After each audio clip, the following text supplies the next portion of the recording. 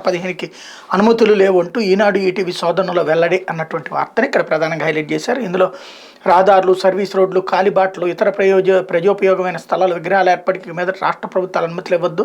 ఓ కేసులో 2013 జనవరి 18 సుప్రీంకోర్టు ఇచ్చిన తీర్పు. సుప్రీంకోర్టు తీర్పుని విధిగా అమలు చేయాలి. విగ్రహాలకు అనుమతులు ఇచ్చే విషయంలో నిబంధనలకు లోబడి వ్యవహరించాలి. రాష్ట్ర జిల్లా స్థాయి అధికారులు తగు జాగ్రత్త తీసుకోవాలని సుప్రీం తీర్పుపై 2013 ఫిబ్రవరి 18 ఉమ్మడి రాష్ట్రంలో అప్పుడు ప్రభుత్వ ప్రధాన కార్యదర్శి ఇచ్చిన ఉత్తర్వులు. కానీ నిజం, రాజశేఖర రెడ్డి విగ్రహాలు బోలెడు పెట్టారు, ఎన్టీఆర్ విగ్రహాలు కూడా పెట్టారు కదా. వాటిని కూడా కనుక్కుంటే ఎన్టీఆర్ విగ్రహాలకి ఎన్నిటికి అనుమతి ఉంది, ఎన్నిటికి లేదు. అట్లాగే రంగా విగ్రహాలకి ఎన్నిటికి అనుమతి ఉంది, ఎన్నిటికి లేదు. అట్లాగే వీటికి కూడా కలిపి రాస్తే బాగానే ఉంటుంది, తప్పే లేదు.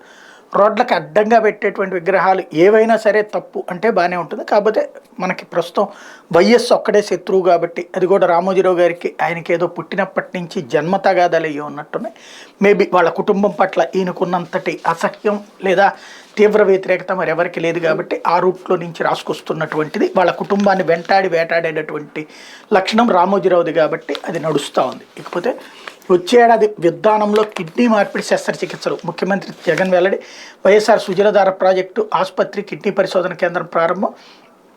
శ్రీకాకుళం జిల్లా పలాసలోని ఆసుపత్రిని ప్రారంభించి స్కానింగ్ యంత్రాన్ని పరిశీలిస్తున్న సీఎం జగన్. మంత్రులు రజనీ, అప్పలరాజుకు సంబంధించిన వార్త హైలైట్ చేశారు. అయితే జగన్కి ఓటమి భయం పట్టుకుంది, నెత్తిన కుంపటి దించుకోవాలని చూస్తున్న జనం. ఎమ్మెల్యేలు, మంత్రులకి ఈ బదిలీలేంటో.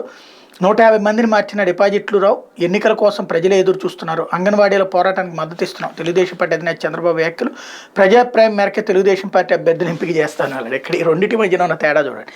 జగనేమో ఎమ్మెల్యేలు, మంత్రులతో ఈ బదిలీలేంటూ 150 మందిని మార్చిన డిపాజిట్లు రావు.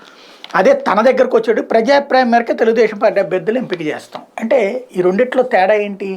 జగను ప్రజాప్రాయం మేరకే చేస్తుంది, అదేమో దుర్మార్గం కిందన, ఇదేమో అద్భుతం కిందన.